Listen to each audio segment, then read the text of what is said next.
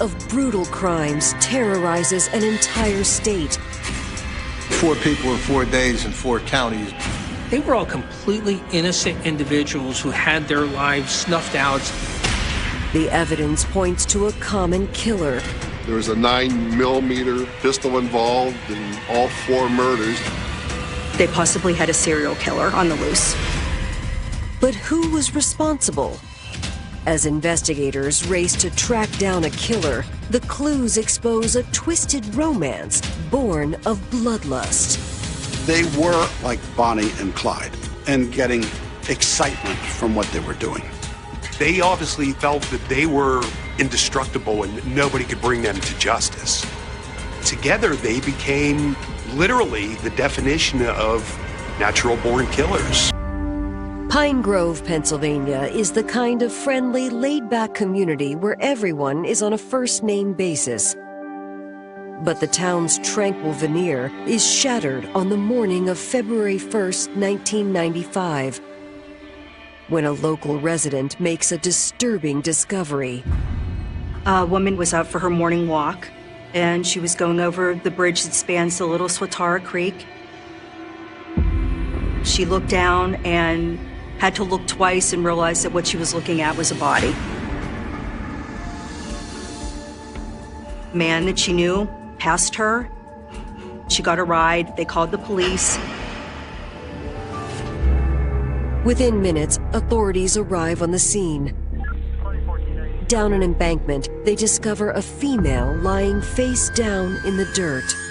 They determined that she had died from a gunshot wound to the back of the head.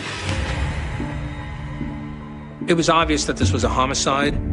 One of the officers quickly recognizes the victim and identifies her as 52-year-old June Olinger, a manager at a local convenience store.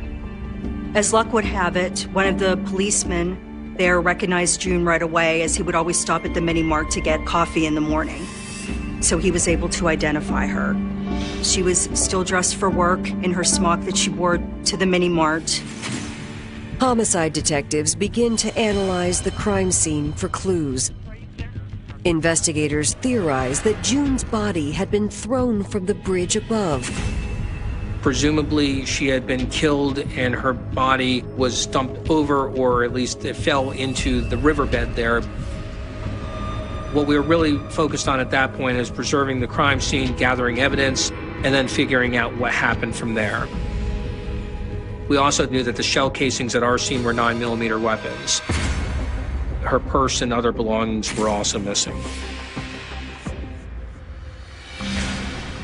Investigators next contact June's family to break the news of her death. 2 policemen came to the door, and they came into the house and said that we found your mother. I couldn't believe it. I mean, we were just totally shocked. I remember just me and Dave just hugging each other and crying. We were trying to figure out how it happened, why it happened, and why her, and who would do this. It just didn't seem real. As detectives continue speaking with June's family, they learn that June was a beloved wife and mother who'd lived in the Pine Grove community for the past 6 years. We grew up, it was 4 boys and my parents. So Mom was usually left to take care of us. She was easygoing, easy to get along with. If anybody had a problem or a concern, she would listen or she would try to help. June and her first husband had divorced years earlier, but she had remarried Sherwood Olinger in 1987. For the last 5 years, June had worked as a cashier at the Harris Mini Market in Pine Grove. It was right on the main street of Pine Grove. It was an old farming town. My mom would open the store at 5 o'clock in the morning. The cops wouldn't start till 7, so they'd stop for a snack on the way to work or coffee and maybe grab something for lunch. So she knew a lot of them. In the winter of 1995, June had also been anxiously awaiting the arrival of her first granddaughter. I was pregnant with my first child, and she was really looking forward to that because everybody was hoping for a girl because there were no girls in her family, so she was really excited about that. My mom and June were planning a baby shower for me when this happened. Police next head to the store where June worked, and what they find tells them more about June's murder. June Olinger was scheduled to open that morning, but that the store was not opened and the lights were not on in the store itself. So presumably she was heading to open up her store in the morning. Somebody abducted her at that point, brought her out to that rural area, and murdered her on the bridge. Her vehicle was missing. They checked at the scene and it was not there. So they did put out an APB for her vehicle and put an alert out on her vehicle. The police were thinking it was either a robbery or a carjacking. Pine Grove is a very small town. There's not a lot of crime there. So June Olinger probably never thought that anything would happen to her early in the morning opening up the store. With any homicide, you always look to family members first because they have the ties to the victim. So obviously in any homicide, your immediate thought is going to be that the family members are either involved or that they have important details to an investigation.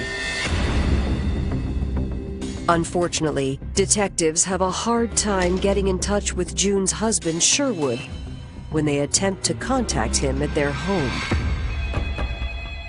When you can't contact someone initially, certainly that makes you think that maybe the person is hiding or on the run. So certainly that was the case. It's always the closest one that you don't think that they're the guilty one, but you never know. Coming up, detectives get a lead on June's missing husband. His boss told the police when he would be coming back into town. And the case is turned upside down when detectives discover June's murder could be connected to a larger crime spree, one with a rising body count.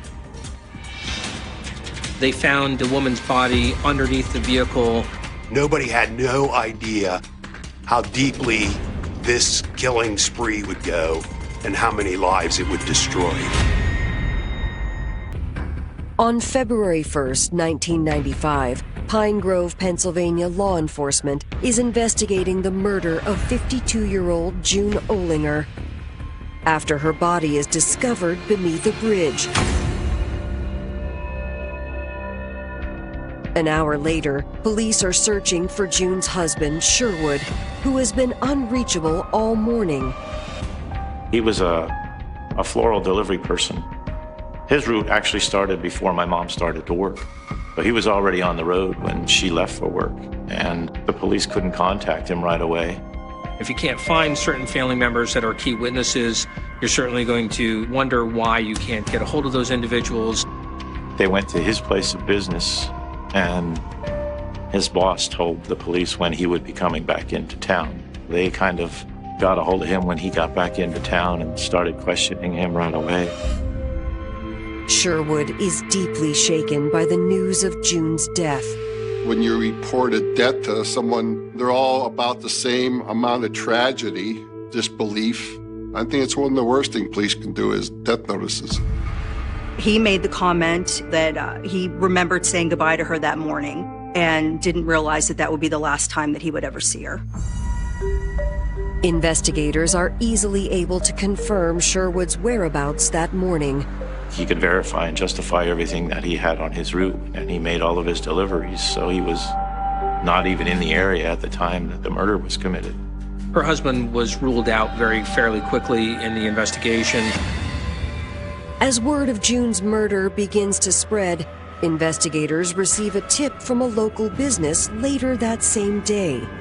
A manager of a car wash in that area found personal items that were left at the car wash bay. Found a purse, found registration papers, he found clothing, and he found June Olinger's name. And it just seemed so inappropriate for him because this is not trash that he's finding. These are personal items that are in good shape. He knew June Olinger, and he had heard what had happened to her, put two and two together, and called the police. Police send the recovered items off for fingerprint analysis, hoping they'll get lucky. They also find another vital piece of evidence to aid in the investigation. That car wash had video surveillance cameras in operation. When detectives review the security tapes, the video shows a vehicle that matches June's stolen car. But the footage also reveals a startling new clue. There were two people in the car, a white man, a white woman, and this is the first awareness that the police have that more than one person is involved in this killing. Unfortunately, authorities are unable to identify the couple in the images.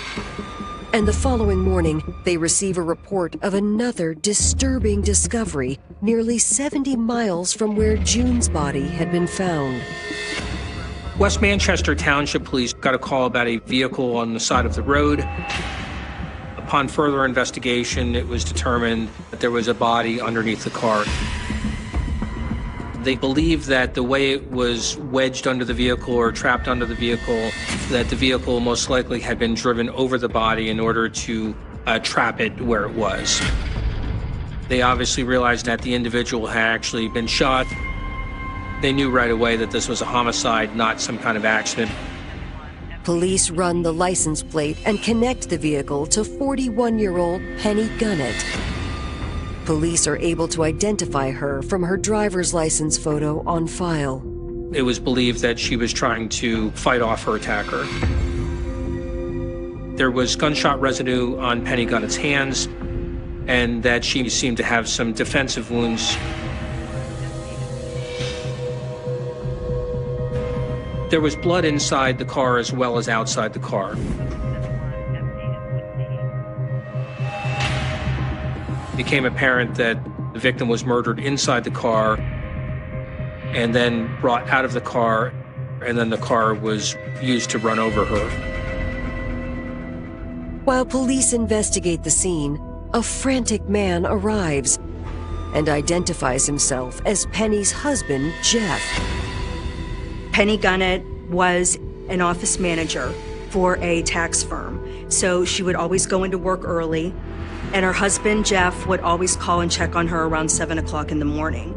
Although this morning when he called, he was told by Penny's boss that she never arrived at work. She didn't see any meetings or anything else on her calendar, and they didn't know where she was.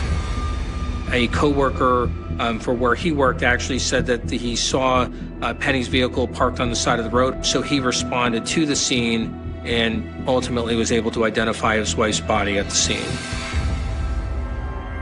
Penny's husband tells police that she was a loving mother to their son and an active member of her community. He has no idea who would kill his wife or why. Penny Gunnett was someone who would be the last person that you would think would be attacked. She was known as a loving mother, a great wife, and everyone was stumped. No one had any idea why or how Penny Gunnett could have ended up in this situation. Penny's husband confirms that her purse is missing from the scene, indicating a robbery has occurred. It's a pattern that police had also encountered at June Ohlinger's crime scene. And it's not the only similarity. Mrs. Ohlinger had been killed with a 9mm gun, and so had Mrs. Gunnett. Two middle-aged women, well-liked and employed in their communities, and it's the very next day after Mrs. Ohlinger was killed, and it's only 70 miles away.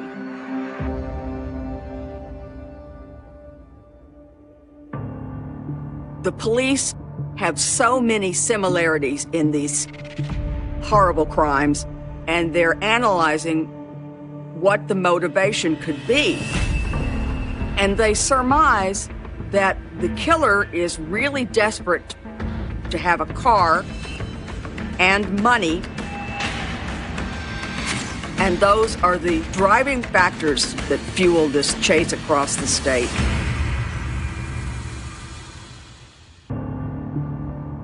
Investigators are worried a pair of thrill killers could be on the loose in central Pennsylvania. After the bodies of two women, 52-year-old June Olinger and 41-year-old Penny Gunnett, are found in neighboring towns one day apart. By now, news outlets were covering the story, and locals were getting worried. There were already two women who were murdered. They had no idea who was doing it, and they were wondering who was going to be next. They were looking for Mrs. Olinger's car. And at this point, the police are racing to find this man and the woman who were in the surveillance footage. Less than 24 hours after the APB on June's missing vehicle is issued, detectives get a lead on its location. The police discover that June's car has been abandoned on the roadside, and it is nearly 70 miles from where she was killed. Unfortunately, there's no sign of the couple.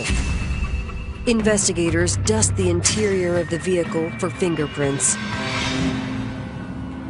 They discovered a set of prints that belonged to Mrs. Olinger. There's another set of prints they cannot identify. The third set of prints pays off because it's in the police database, and the police discover at this point that the man who'd been driving the car that was in the surveillance footage is a man named Mark Spotz. When detectives pull 23-year-old Mark Spotz's police file, they make an alarming discovery. That's when they find out, to their surprise, that he is already wanted by police for the murder of a man named Dustin Spotz. He had shot his brother in Clearfield County. According to the incident report on January 31st, Mark had shot and killed his brother, 25-year-old Dustin Spotz, and then fled the scene with his girlfriend, 17-year-old Christina Noland. So now the police know the name of the man who was driving in the surveillance footage, Mark Spotz, and the woman who was with him was Christina Noland. To learn more about the couple and the shooting incident involving his brother, detectives reach out to Mark's family. The police interviewed Doris, who was Dustin Spotz's fiancée. On the night of January 31st, Mark Spotz was in his mother's home, along with his 17-year-old girlfriend, Christina Noland, his brother, Dustin, his fiancée, Doris, and her son, Chucky. Doris claims the evening had started out pleasant enough. Mark was introducing Christina to his family for the first time. Christina Noland had met Mark Spotz approximately a week before at a party and was actually told by one of Mark Spotz's friends that she should go out with him because he would treat her very well. Christina Noland was 17. Mark Spotz was a great deal older at 23. She found him handsome. She found him exciting. Mark's family liked Christina, thought she was a very pleasant young woman. She was definitely enamored with Spotz. Doris tells police that at some point, Mark went to lay down and get some rest in the other room. That's when her son, Chucky, decided to play what he thought was a harmless prank. At some point, Chucky decided he was going to dangle a gerbil in Mark's face as he slept on the couch. Mark went to take a nap, and the little boy went over and wiggled a gerbil in his face and said, "Hey, check this out." And he really didn't like being awakened looking into the eyes of a rodent. Mark got really angry and started cursing at him. Dustin stood up and said, "That's my girlfriend's son. You don't talk to him like that." But what started as an argument between the two brothers quickly grew violent. Dustin grabbed 2 knives off the counter and stuck Mark in the back with them. They were just superficial. I don't think they were deep wounds. At that point then, Mark went upstairs and got a handgun that apparently no one else in the house realized he had. Mark came downstairs with a 9mm Llama semi-automatic pistol and shot and killed his brother in the kitchen of the residence. Whenever Doris went to call 911, she was told by Mark, "Nobody call until I'm gone." Doris says Mark's girlfriend, Christina, had been just as determined to help him get away. Christina ended up even picking up some of the shell casings from the weapon and put them in her purse. She didn't want to see Mark get in trouble. So she left with Mark, presumably to help Mark not get arrested and to protect him.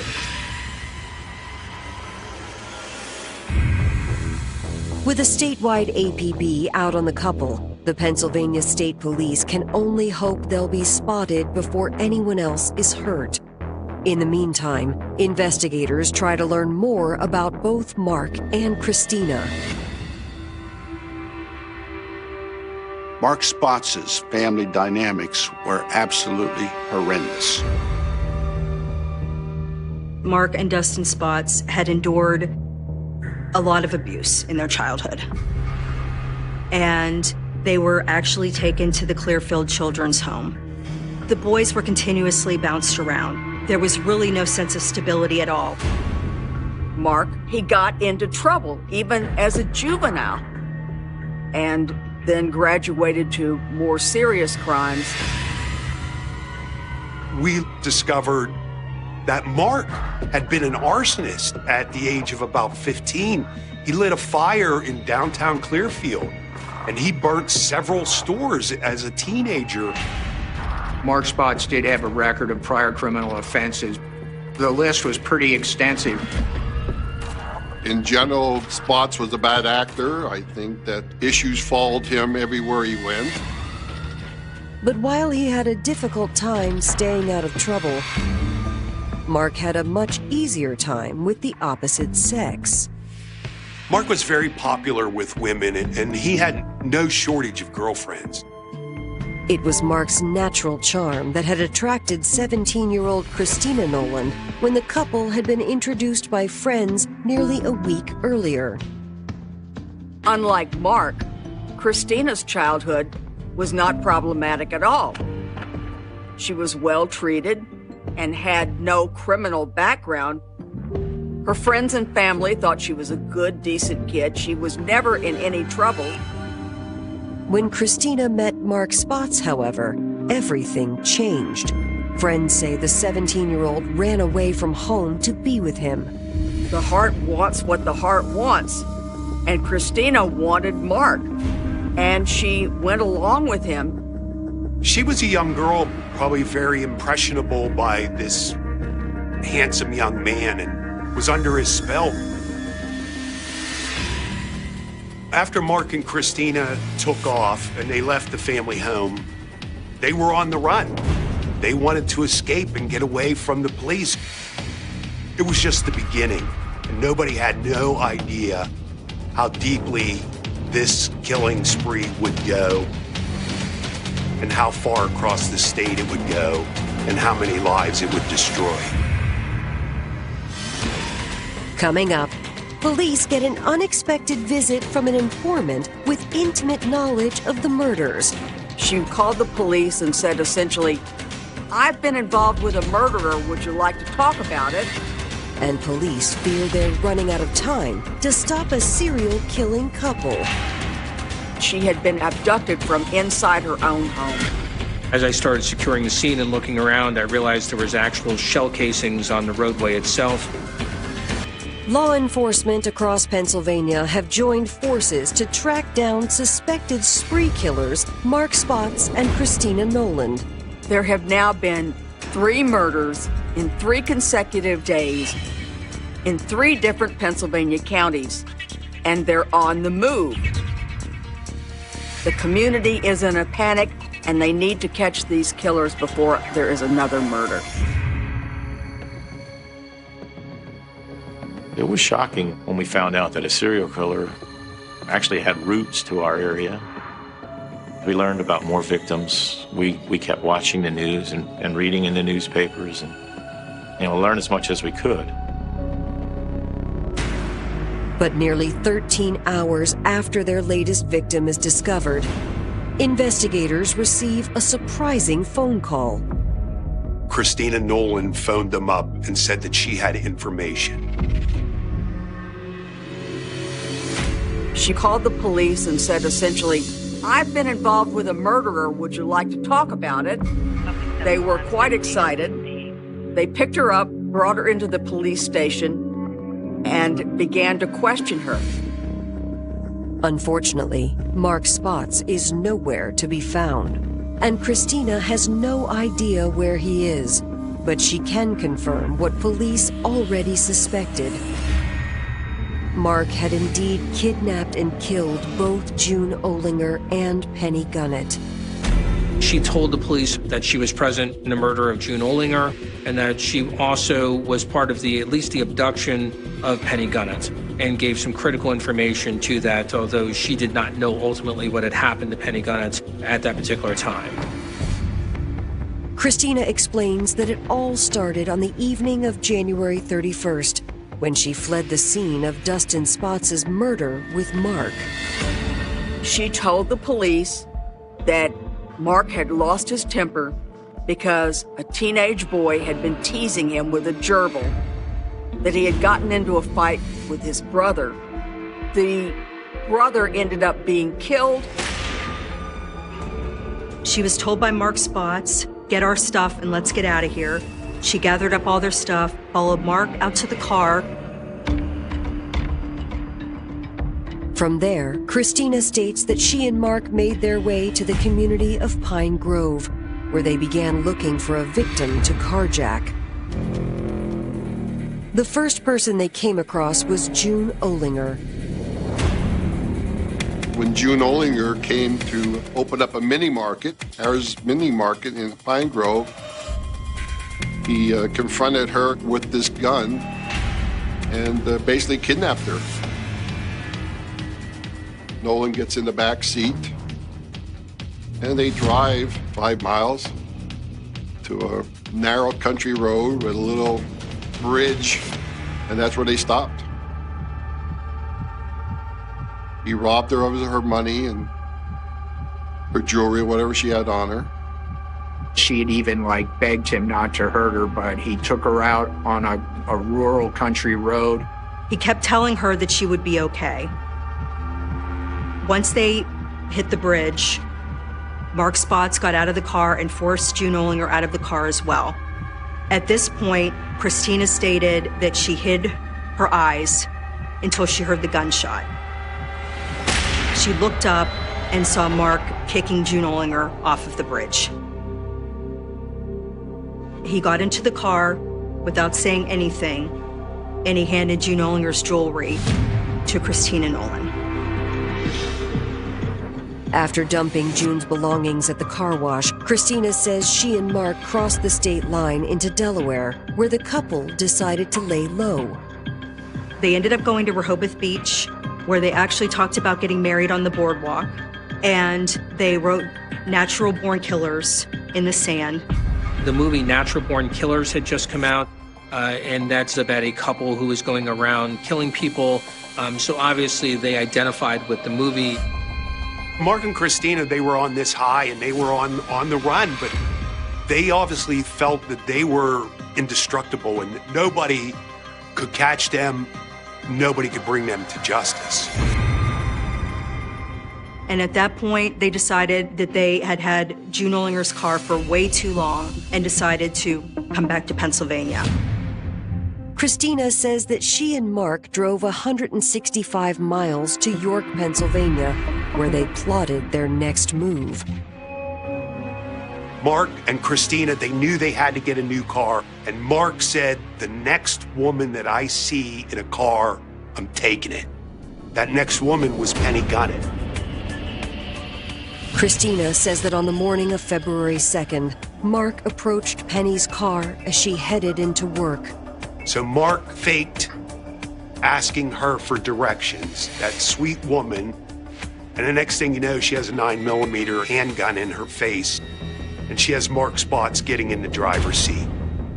He pointed the gun at Penny Gunnett and told her to move over to the passenger seat, and he started driving her car away from the scene, with Christina Noland driving June Ollinger's vehicle following them. But Christina tells detectives that she believed a struggle ensued between Mark and Penny when Mark began driving faster and erratically. We believe at that point that Mark then turned the weapon on Penny and shot her twice, and then drove away from the scene.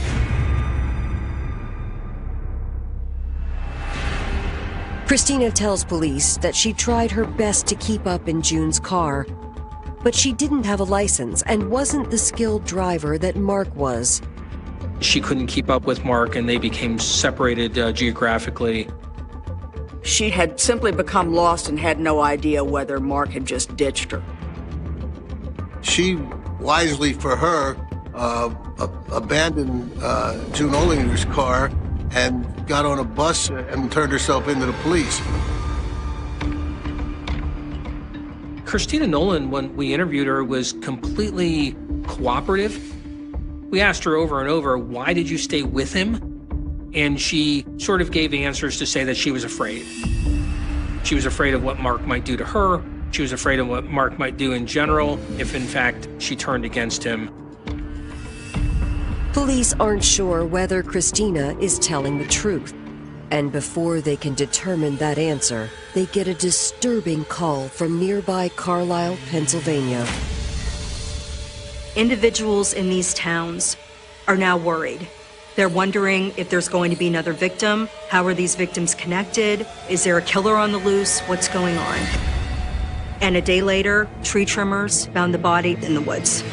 They found a woman that they thought was deceased, and they called it into 911. She had been shot 9 times in the back. She was found face down, and her hand was actually clutching the grass. As I started securing the scene and looking around, I realized there was a 9mm shell casing on the roadway. Yes, the same 9mm pistol was used in all 4 of the killings. Just like in June Ollinger and Penny Gunnett's murders, police are unable to locate the woman's purse. To investigators, it looks like Mark Spotz has claimed another victim. That's 4 people in 4 days in 4 counties. The deceased woman is identified as 71-year-old Betty Amstutz, a social worker and a deaconess at a local church. Betty was a deep thinker. She was always a very kind and reflective person. I met Sister Betty and came to know her 3 years that she lived prior to dying. She and we had a pastor that was leaving, and we had been asked by the church council to co-preach a farewell sermon. And so I was working with her on that sermon when, in fact, she was killed. Police went to Betty's house and found the front door open. Never a good sign. They found groceries sitting on the kitchen counter, not put away, and they realized that she had been abducted from inside her own home and found her car was missing. They ran an APB for Betty Amstutz's vehicle, figuring that it may be what Mark was driving at the particular time. Police also run a trace on Betty's missing credit cards. It isn't long before they get a hit. Earlier that evening, Betty's credit card had been used to rent a room at a nearby roadside motel. That room was actually registered in the name of Betty Amstutz. They checked with the clerk, and she had actually booked the room. So she was still alive at that time, and her credit card was used to do that. The police discovered that Mark Spotz indeed was there. Police waste little time assembling a SWAT team and surrounding the motel room. Using a bullhorn, they tell Mark to come out with his hands up. At some point, he had looked out the window and saw police surrounding the room. They also called the room and tried to get Mark to turn himself in. But Mark announces he has no intention of giving up easily. He did not want to be arrested. The police are outside. They're eager to capture this guy. They need the killings to stop, but they don't want to put anyone else's life in danger. Rather than burst into the room, therefore, they relied on a bullhorn to tell him, come out, we're not going to burst in. Everybody was worried that whenever this would end, that Mark would not give up easily and that there would be more death. After a 4-day killing spree claiming the lives of 4 people, Pennsylvania police have finally cornered suspected serial killer Mark Spotz in a motel in Cumberland County. Mark did threaten to commit suicide at one point and take the easy way out. But police were actually able to talk him out.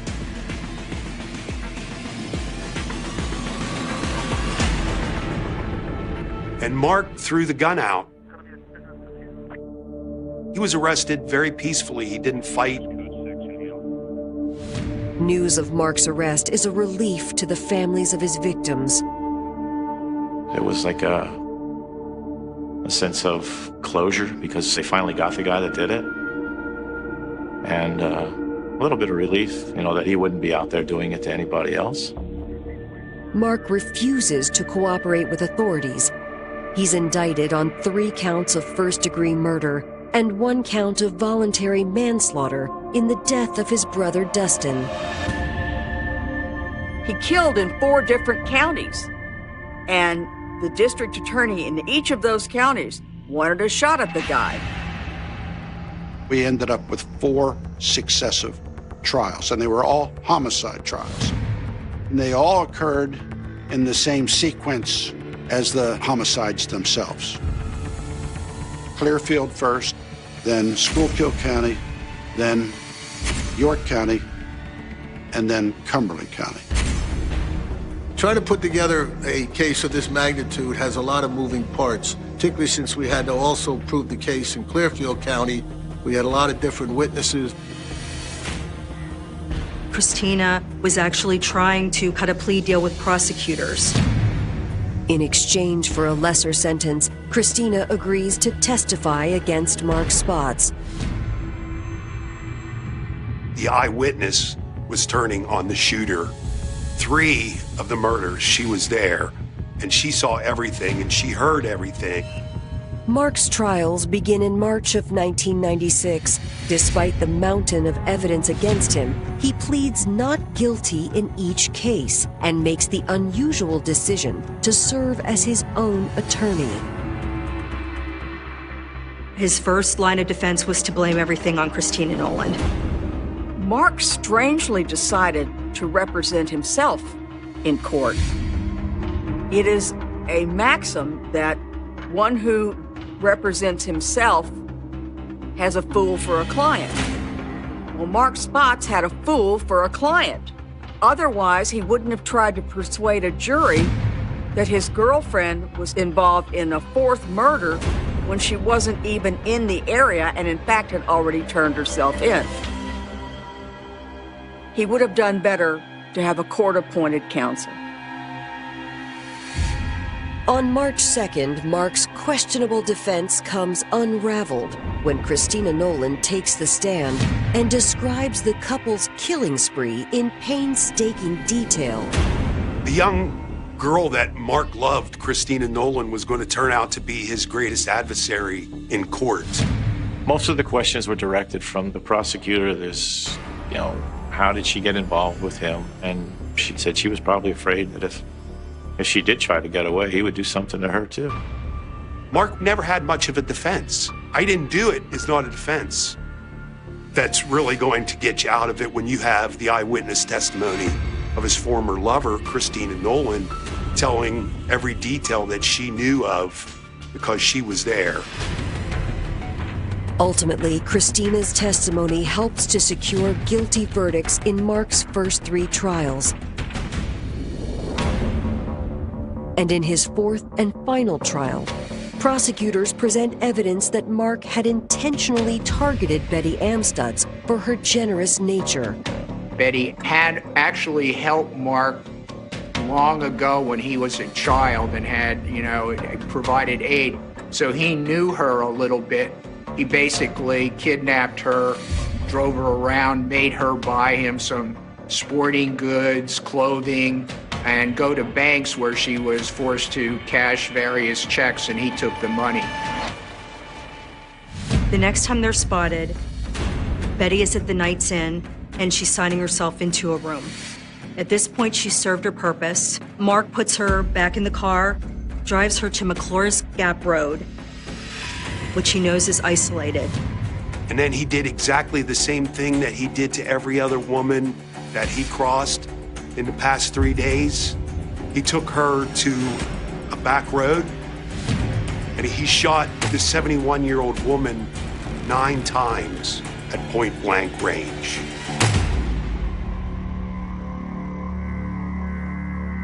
The facts support that Mark was a cold-blooded killer.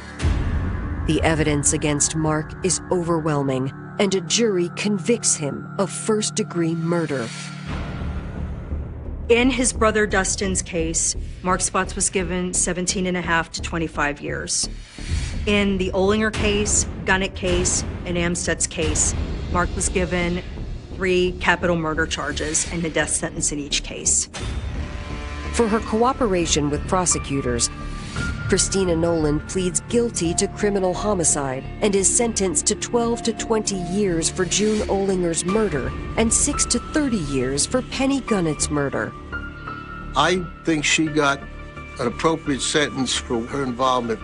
I don't think she intended to kill anybody. I don't think she actually did kill anybody. And the first chance she got to get away from him, she went back and turned herself in.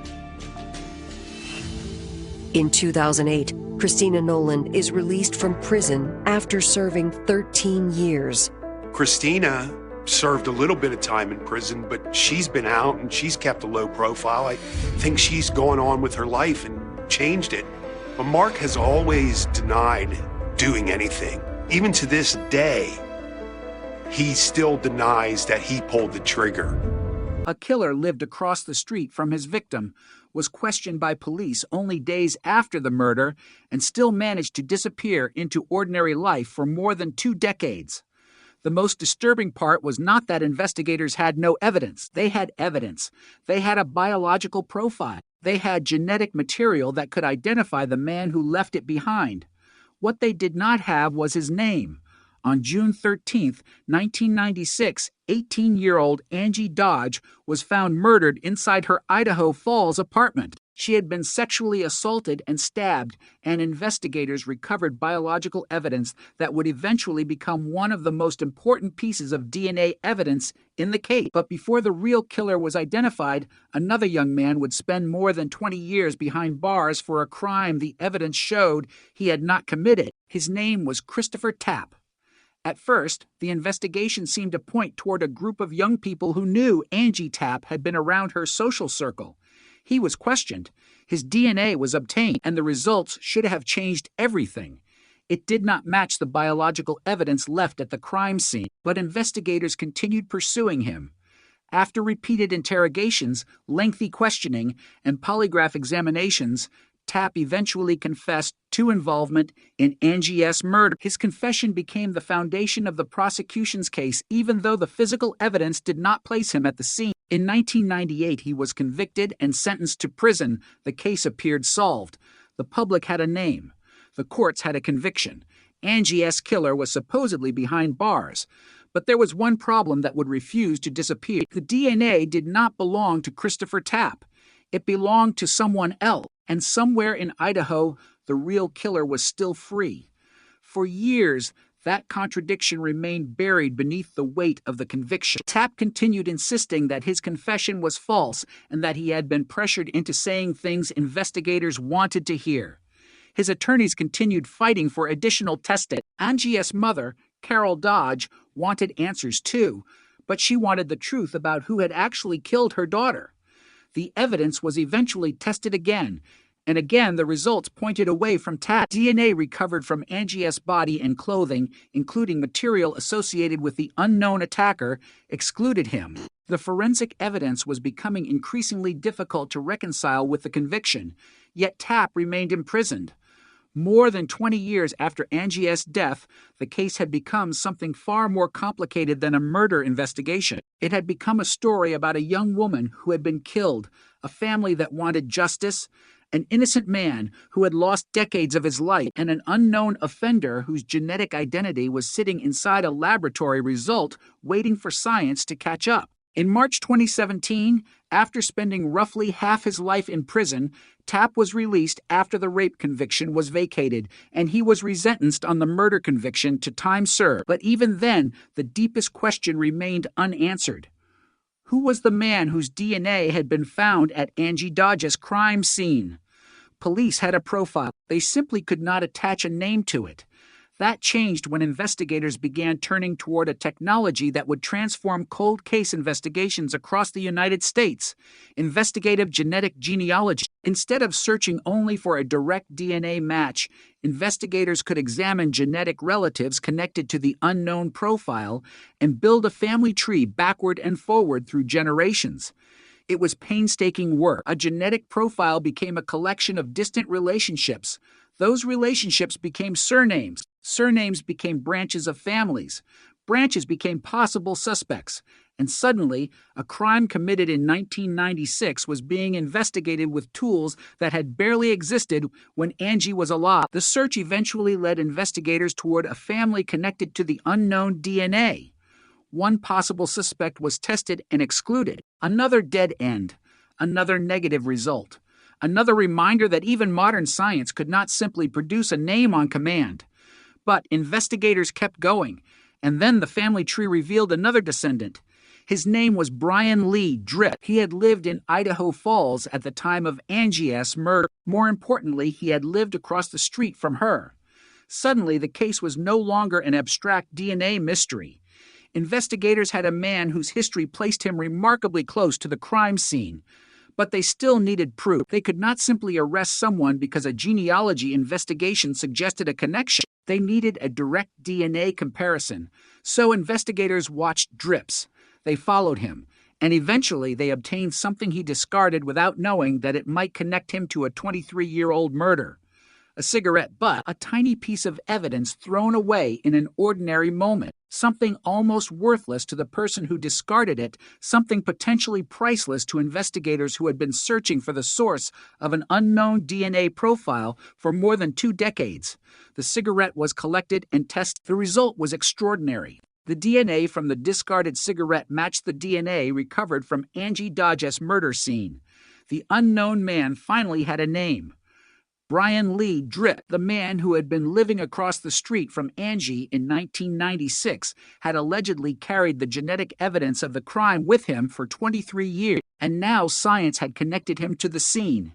In May 2019, Drips was arrested, the case that had once been considered solved because Christopher Tapp was behind bars had been turned completely upside down. Tapp was not the killer. The DNA had been saying that for years. The real killer had been living freely while an innocent man lost his youth in prison. And now, after more than 2 decades, investigators finally had the person whose DNA had haunted the case from the beginning. The mystery was not solved by a dramatic confession appearing out of nowhere. It was solved by evidence that had been sitting quietly in the background all along. First, the DNA profile, then the genealogy, then the family tree, then the surveillance, then the cigarette. One tiny discarded object became the bridge between a murder in 1996 and an arrest in 2019. But the story was still not over because when investigators confronted Drips, he eventually confessed to raping and murdering Angie. According to investigators and court records, he said he had been heavily impaired by drugs and alcohol at the time and claimed that he had intended to rape Angie but not kill her. He also said he acted alone. The confession was devastating because it confirmed what the DNA had already revealed and exposed the terrible consequences of the original investigation. Christopher Tapp had spent more than 20 years in prison for a crime he did not commit. Angie Dodge's family had spent decades believing the wrong man might be responsible. and the actual killer had been living his life only steps away from where Angie had lived. The case had not simply gone cold. It had gone in the wrong direction, yet the evidence never stopped waiting.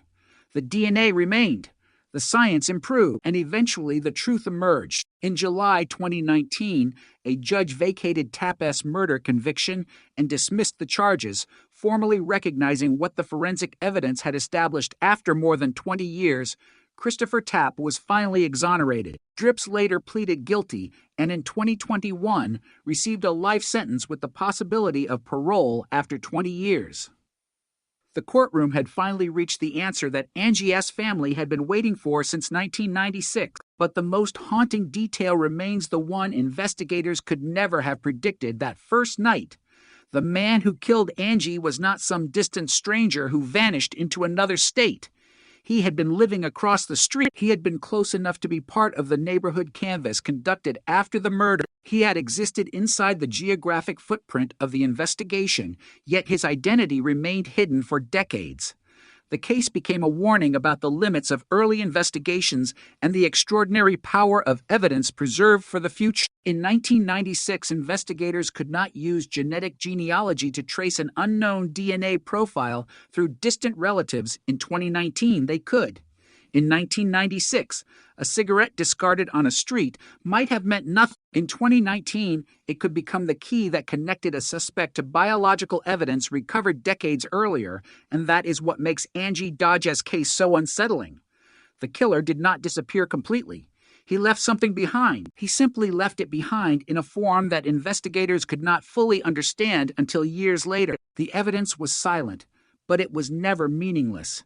It was waiting for the right question, and when investigators finally asked that question, the silence broke. The most disturbing part of the Angie Dodge investigation was not simply that the case remained unsolved for years, but that the answer had been sitting inside the evidence while an entirely different story was being built around it. Because from the beginning, investigators possessed something that many homicide detectives would consider invaluable: biological material left by the attacker, material capable of producing a DNA profile, material that could ultimately identify the person responsible. Yet in 1996, that technology had limits, and those limits would have consequences that followed Angie S. family and Christopher Tapp for decades. Angie was only 18 years old when her life was brutally ended inside her Idaho Falls apartment, and the scene left investigators with a devastating amount of work. The crime was personal, violent, and frighteningly close to ordinary life, the kind of murder that can change an entire neighborhood because it destroys the illusion that home is always safe. Detectives began examining Angie's relationships, her recent activities, and the people who might have had access to her, and their attention eventually turned towards several young men connected to Angie's social world, including Christopher Tapp, a young man who knew people in Angie's circle. He was questioned, and investigators eventually focused increasingly heavily on him. Despite the fact that the physical evidence would tell a different story, Tapp underwent repeated interrogation, and over time, the pressure intensified. Investigators questioned him about what he knew, challenged his statements, and pushed him toward a confession. Eventually, Tapp confessed to involvement in the murder, but the confession contained a critical problem. His DNA did not match the biological evidence recovered from Angie. That contradiction should have been enormous, because DNA does not care how persuasive an interrogation sounds. It does not respond to pressure, fear, exhaustion, or suggestion. It simply reflects biological identity, and the genetic material recovered from the crime scene pointed toward another man. Yet the confession became powerful enough to move the case forward, and in 1998, Christopher Tapp was convicted and sentenced to prison, while the actual source of the DNA remained unidentified for Angie's family. The conviction offered what appeared to be an answer, but it was an answer that would eventually fracture under the weight of forensic evidence. For Tapp, the conviction meant the beginning of a nightmare that would consume more than 20 years of his life, and for the unknown offender, it meant something almost unimaginable: free. The man whose DNA was connected to Angie's murder remained outside prison, living an ordinary existence while the investigation appeared finished. But cases do not always end when a conviction occurs. Sometimes they simply enter another phase, and this case would become a battle between a confession and science, between an early theory and physical evidence, between what investigators believed had happened and what the DNA continued to say. Over the years, Tapp repeatedly maintained that his confession had been coerced, and his legal team continued seeking additional testing and review. The case attracted increasing attention as questions emerged about the interrogation and the reliability of the evidence used against him. But the most important issue remained brutally simple. If Tapp had committed the crime, why did the biological evidence not belong to him? That question refused to disappear, and eventually it became central to the effort to overturn his conviction. New testing confirmed that the DNA profile associated with the unknown attacker did not match Tapp, and that finding transformed the investigation from a closed murder case into a search for a completely different man.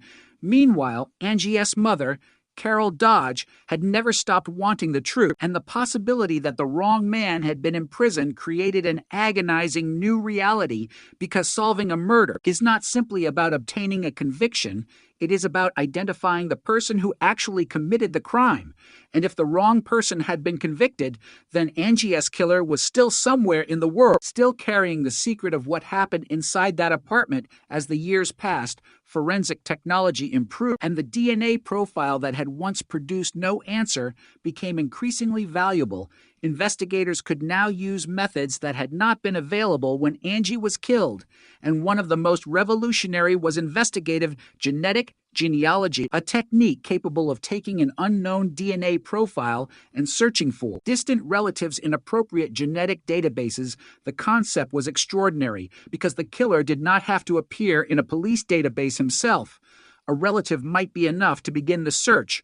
A distant cousin, an unfamiliar surname, a branch of a family tree that investigators had never considered. From that relationship, researchers could reconstruct generations of family history and narrow an enormous population toward one individual. It was not magic, and it was not an instant identification. It required careful genetic analysis, genealogical research, historical records, and investigative confirmation. But for the Angie Dodge case, it opened a door that had remained locked for more than 20 years. Investigators began examining genetic relationships connected to the unknown profile, and slowly the enormous field of possibilities became small. The work eventually pointed toward a family with connections to the Idaho area, and one of the people who emerged during the genealogical investigation was Brian Lee Dripps, a name that would eventually transform the case because investigators discovered that Dripps had lived across the street from Angie at the time of her murder. That geographical connection was chilling, but it was not enough by itself. Investigators needed direct forensic evidence.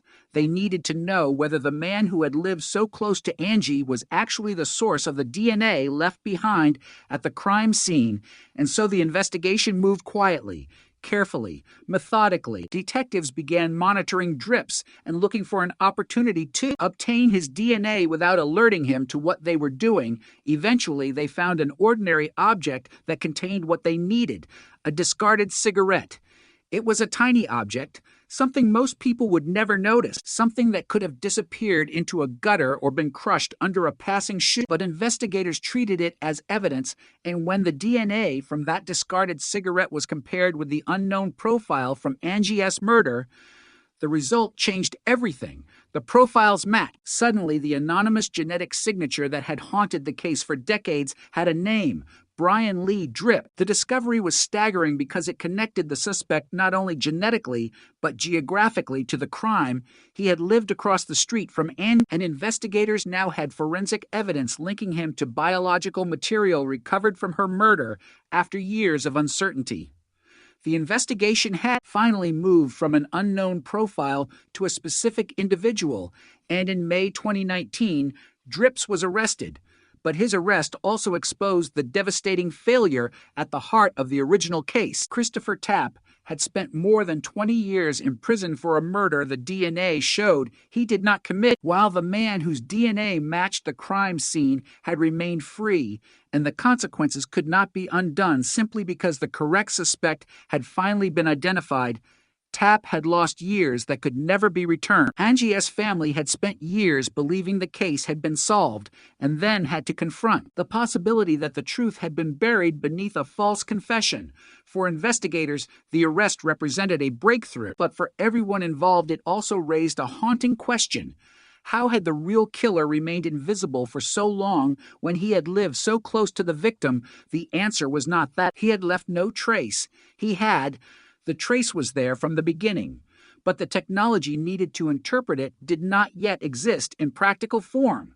The evidence had been waiting inside the case while the investigation moved down another path, and that is what makes the Angie Dodge story so powerful. The past and the future eventually collided through DNA, genetic genealogy, and one discarded cigarette. The smallest object became the bridge between 2 decades, and the man who once existed only as an unidentified genetic profile finally became a suspect standing in front of investigators. But the story was not finished with the arrest, because now the justice system had to confront the consequences of the original conviction, and Christopher Tapp's fight for freedom was moving toward its final stage. After more than 20 years in prison, his legal team continued challenging the conviction, and the combination of DNA evidence and questions surrounding his confession became impossible to ignore. Eventually, his murder conviction was vacated, and in July 2019, the charges against him were dismissed, ending a legal ordeal that had consumed most of his adult life. But the moment of exoneration did not erase what had happened to him. It simply acknowledged what the evidence had been saying for years. He was not the source of the DNA recovered from Angie, and the man who was had finally been identified. Meanwhile, Dripps faced the consequences of the evidence that had finally caught up with him, and investigators learned more about the circumstances surrounding Angie's death. His arrest closed one door, but opened another, because the courtroom would now have to hear the story from the perspective of the man whose DNA had remained hidden for more than 2 decades. And when Dripps eventually admitted responsibility, the case took its final and most painful turn. The confession did not make the murder easier to understand. It made the years of uncertainty even more difficult to comprehend, because the man responsible had been so close, geographically and historically, yet had managed to remain outside the reach of investigators, and that reality transformed Angie Dodge. Murder from a simple cold case into a cautionary story about how fragile an investigation can become when one piece of evidence is given more weight than another. The confession had once appeared to answer the question, but the DNA had never agreed, and eventually science prevailed, not because science alone solved everything, but because investigators finally followed where the evidence led, even when that path contradicted an earlier conviction, and that willingness to reopen the case became the turning point, because sometimes the most important breakthrough in a cold case is not discovering something new, but admitting that the old answer was wrong. By the time investigators finally placed Brian Lee Dripps under arrest in May of 2019, the Angie Dodge case had become almost unrecognizable from the investigation that began 23 years earlier. The original crime had happened in a world without smartphones, without modern genealogical databases, and without the forensic tools that would eventually transform an unidentified DNA profile into a name. But the evidence had survived the decades, and now it was forcing investigators to look back at everything they thought they knew, because for more than 20 years, Christopher Tapp had been treated as the answer to a question that had never actually been answered, and the consequences were enormous. Tapp had spent more than half of his life in prison while Angie's real killer remained free, and every year that passed added another layer to the tragedy. The original investigators had believed they were building a case, but the biological evidence told another story, and eventually that contradiction became impossible to ignore. The DNA recovered from the crime scene belonged to a man who was not Christopher Tapp, and when modern investigators used genetic genealogy to investigate that unidentified profile, the trail eventually led to Drip, a man whose connection to the case was chillingly close. He had lived across the street from Angie at the time of her murder, a detail that transformed the investigation from a distant genetic mystery into something immediate and deeply unsettling because the unknown killer had not vanished into some unreachable corner of the country. He had apparently been living within sight of the place where Angie had lived, while investigators spent years searching elsewhere, and yet even after the genealogical breakthrough, detectives still needed direct proof because a family connection could generate a lead, but it could not by itself establish guilt. Investigators, therefore, watched Drips and waited for an opportunity to obtain his DNA, and that opportunity came through an ordinary discarded cigarette, an object that would become one of the most important pieces of evidence in the entire investigation. The cigarette contained biological material, and when scientists compared that DNA with the unidentified profile recovered from Angie S. murder, the result was devastatingly clear. The DNA matched. The unknown source had finally been identified, and suddenly the case had a name, a fate, a location, and a history. After 23 years, the man whose genetic signature had remained unexplained was no longer anonymous.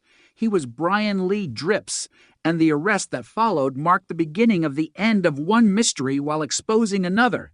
How had this man remained free for so long, and how had another man been convicted instead? The answer lies partly in the limitations of the original investigation and partly in the extraordinary power of hindsight, because detectives in 1996 did not possess the same tools available in 2019. They could not use investigative genetic genealogy to search distant relatives. They could not reconstruct an unknown suspect through massive family trees, and the DNA profile itself could not provide a name without a database match. But those limitations do not erase the fact that the evidence contradicted the conviction, and that contradiction became increasingly important as TAP's legal team continued fighting. TAP had never stopped maintaining that he was not responsible for Angie S. murder, and the more the DNA was tested, the harder it became to reconcile his conviction with the physical evidence. His confession had been powerful, but the biological evidence was stronger, and eventually the justice system began to recognize that. In March 2017, Tap's rape conviction was vacated and he was resentenced on the murder conviction to time served, allowing him to leave prison after more than 20 years. But he was not yet completely exonerated. That would come later, after investigators identified Drips and the evidence against him became clear. And in July 2019, Tap's remaining murder conviction was vacated and the charges were dismissed, finally ending the legal case against him.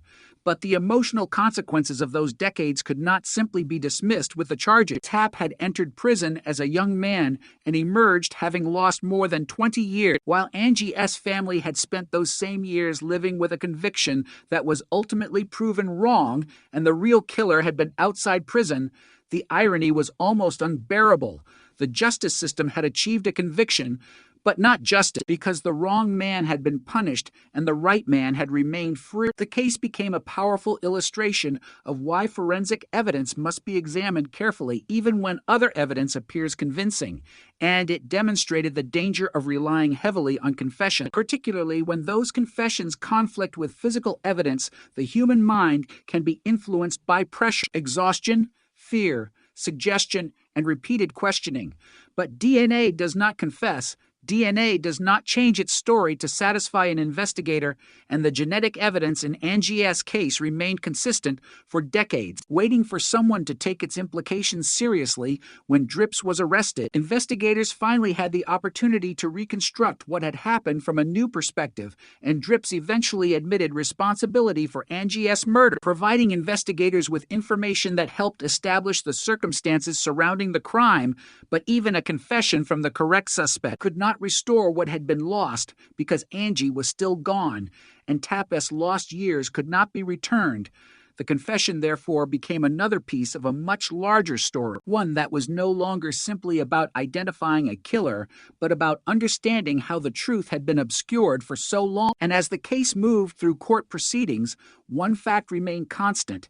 Angie Dodge had been 18 years old when she was killed.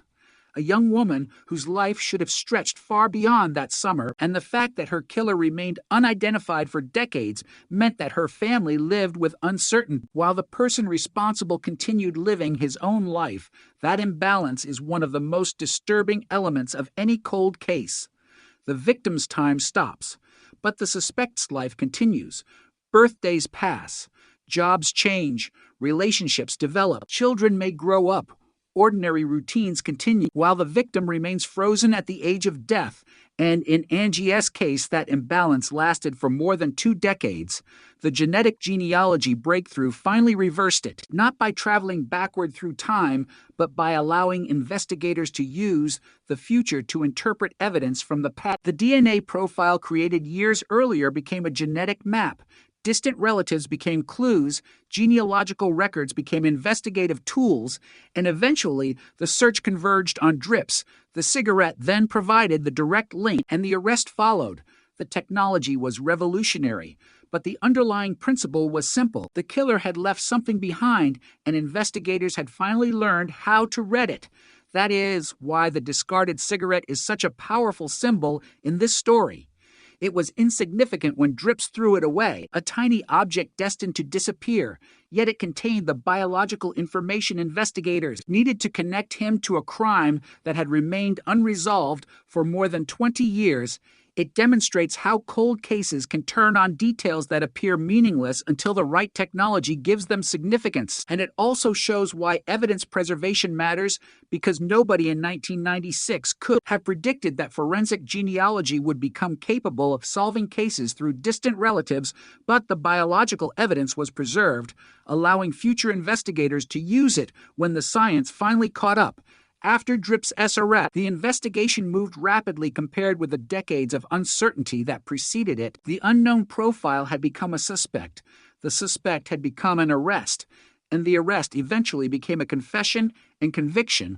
While Tapp's wrongful conviction was dismantled, the legal system was forced to confront a painful truth. The case had not been solved when Tapp was convicted. It had merely been given an answer that the evidence could not support, and that distinction matters enormously because a case is not truly solved when someone is punished. It is solved when the evidence identifies the person responsible and the justice system reaches a reliable conclusion.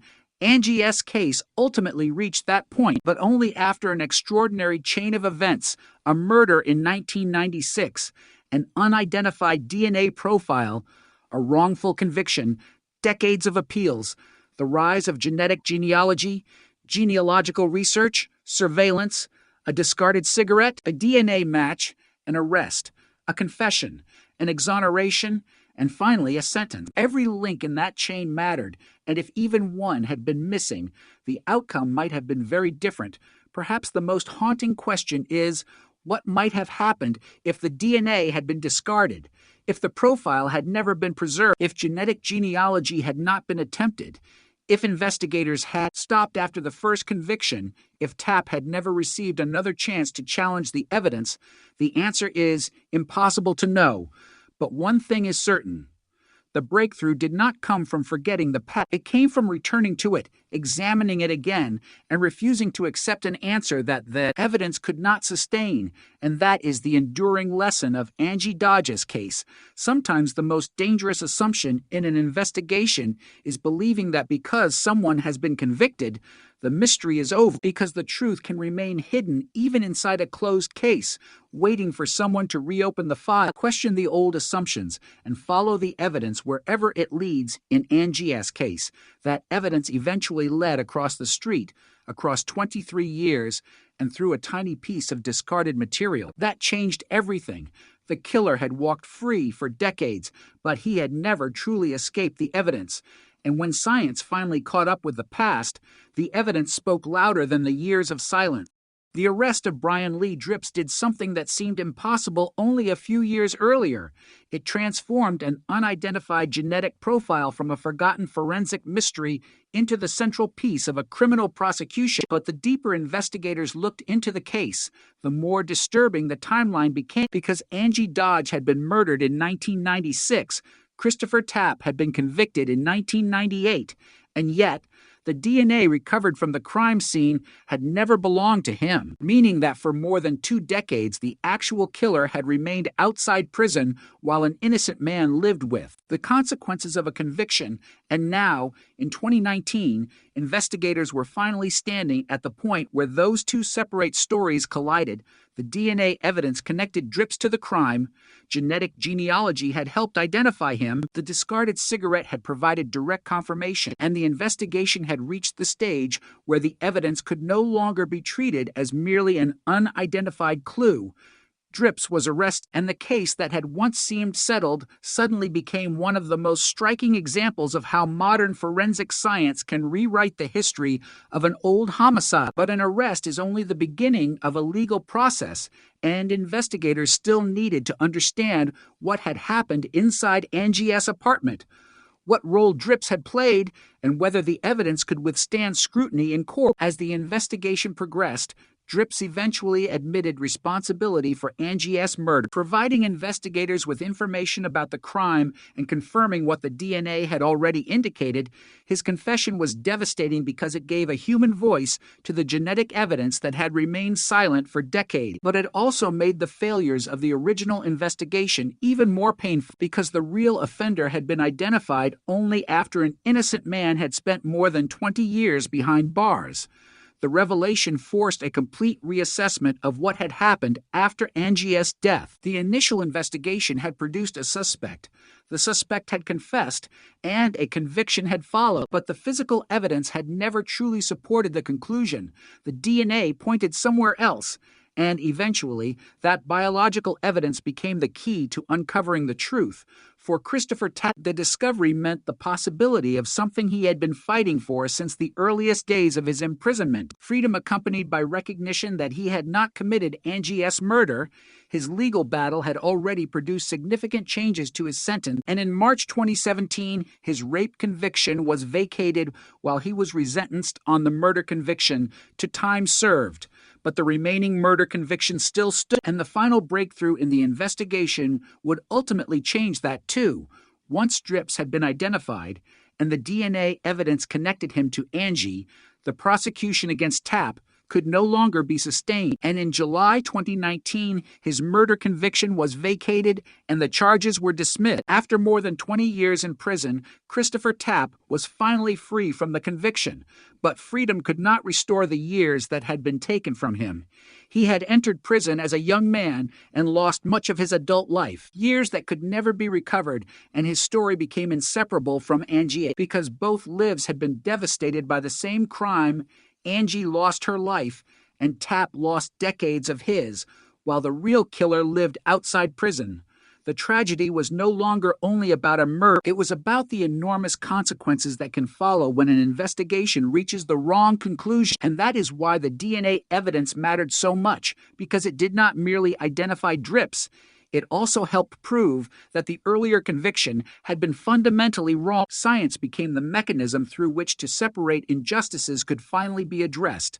The victim's murder could be properly attributed to the person responsible, and an innocent man could be cleared. The legal process surrounding Dripps continued, and in 2021, he was sentenced to life in prison with the possibility of parole after 20 years, bringing the criminal proceedings to a conclusion that had once seemed impossible. But the sentence could never be viewed in isolation, because every year of punishment imposed on Dripps stood against decades during which he had remained free, and every year of freedom lost by Tapp represented time that could never be returned. The case therefore became a stark illustration of the difference between finding an answer and undoing the past.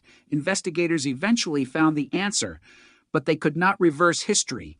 They could not return Angie to her family. They could not give Tapp back his 20s and 30s, and they could not erase the years when the wrong man was considered guilty. What they could do was establish the truth, and sometimes that is the only form of restoration available. The truth becomes the record. The verdict becomes the official acknowledgement, and the evidence becomes a permanent rejection of the false story that had existed for so long. The Angie Dodge case also changed the way many people viewed genetic genealogy, because before cases like this demonstrated its potential, An unknown DNA profile could remain unidentified for decades if the person had never been arrested or never entered a searchable database, but genetic genealogy offered investigators another route. Instead of waiting for the suspect to make a mistake that would place his DNA in a law enforcement database, investigators could examine biological relationships among distant relatives and use those relationships to reconstruct family history. It was a fundamentally different approach to forensic identification, and in Angie's case, it proved powerful enough to reach across generations. But the technique also depended on something much older and much less sophisticated: evidence preservation. The biological material recovered after Angie's murder had survived long enough for the science to evolve, and that meant the future could revisit a question the past could not answer. This is perhaps the most extraordinary aspect of the case, because nobody standing in the Idaho Falls investigation room in 1996 could have predicted the exact technology that will eventually solve it. Yet the evidence was preserved anyway, and that decision created the possibility of a future breakthrough. Decades later, investigators were able to take an old DNA profile and ask a completely new question, not simply, does this match someone we know? Can this profile reveal relatives who might help us identify its source?